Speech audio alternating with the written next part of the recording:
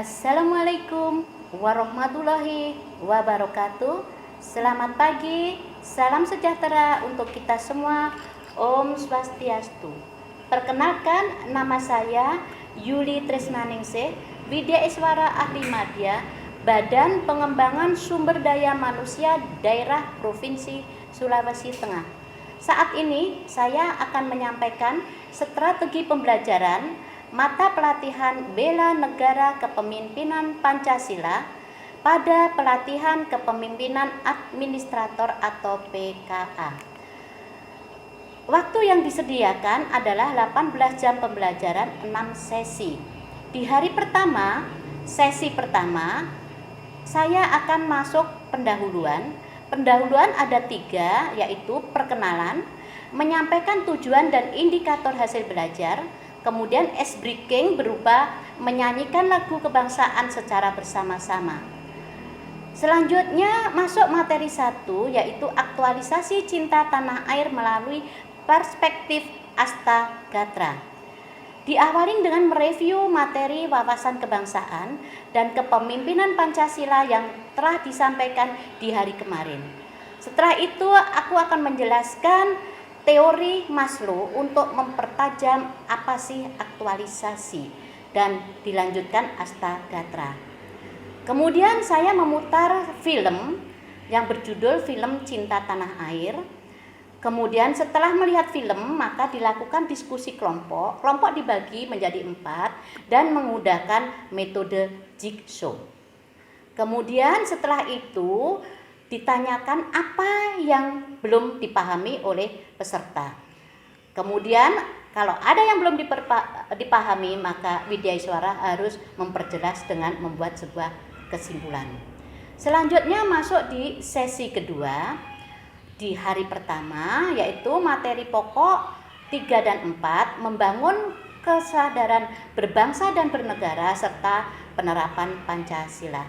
Diawali dengan memutar film membangun kesadaran berbangsa dan bernegara. Setelah film diputar maka dilanjutkan diskusi kelompok. Kelompok dibagi menjadi 4. Kemudian metodenya adalah menggunakan window shopping.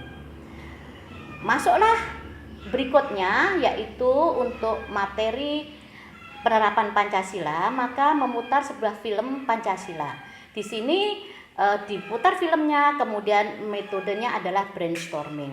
Pada sesi kedua yang digunakan adalah metode ceramah, tanya jawab, film, brainstorming, diskusi kelompok dengan window shopping. Selanjutnya masuk sesi ketiga. Sesi ketiga adalah pada saat selesai makan siang, istirahat siang, maka saya ajak bermain dengan di luar, di outdoor, dengan memain game atau permainan. Bisa menggunakan game baris kejujuran yang intinya adalah melihat kejujuran dan integritas dari peserta. Juga boleh menggunakan bola ember yang tujuannya untuk melihat kedisiplinan dan konsentrasi peserta, bakia, kerjasama, dan banyak lagi game yang bisa kita gali. Kemudian setelah game selesai maka dilakukan refleksi. Refleksi diawali menggali nilai-nilai yang didapatkan oleh peserta pada saat game tersebut. Kemudian nilai yang didapatkan kita tulis semua di sebuah flip chart. Apa sih yang dia dapatkan? Misalnya kejujuran, kedisiplinan dan sebagainya. Setelah peserta menyampaikan semua yang didapatkan, maka dilanjutkan dengan Widya Iswara dengan membahas. Pembahasan harus dihubungkan dengan penerapan cinta tanah air, kesadaran berbangsa dan bernegara, serta penerapan nilai-nilai Pancasila dalam organisasi. Jadi disitulah hari pertama sudah terselesaikan. Kemudian kita masuk di hari kedua, sesi keempat. Sesi keempat dimulai dengan mata pokok pelatihan materi pokok keempat, yaitu kepentingan sektoral, kinerja organisasi, aktualisasi bela negara dalam profesionalisme ASN. Nah, metode yang saya gunakan di sesi keempat adalah metode Anjaksana ke Lokus. Nah, sebelum peserta ke lokus maka peserta dibagi menjadi 4 kelompok, kemudian mengamati kinerja daripada organisasi profesional ASN dalam pelayanan publik. Nah, di situ sesi keempat terselesaikan, masuklah sesi kelima. Sesi kelima adalah peserta mendiskusikan apa yang didapatkan dalam anjang sana, kemudian memaparkan hasil anjang sana, kemudian disampaikan dalam kelas untuk sharing antar peserta. Selanjutnya kita langsung masuk ke materi pokok berikutnya, yaitu kondisi ideal ketahanan nasional. Di sini saya akan memutar sebuah film, yaitu film Ancaman Terhadap Integrasi Nasional. Nah, setelah melihat film, maka peserta dibagi menjadi 5 kelompok. 5 kelompok berdasarkan dari ancaman-ancaman yang ada. Nah, kemudian yang didiskusikan di situ adalah mencari kekuatan, kelemahan, peluang, dan ancaman menggunakan metode SWOT. Kemudian akhirnya mendapatkan sebuah strategi untuk mengatasi masalah itu. Dan terakhir adalah di sesi keenam, yaitu materi metaplan aksi perubahan sebagai aktualisasi kemampuan awal bela negara melalui kesinambungan, integritas, dan kinerja organisasi pelayanan publik.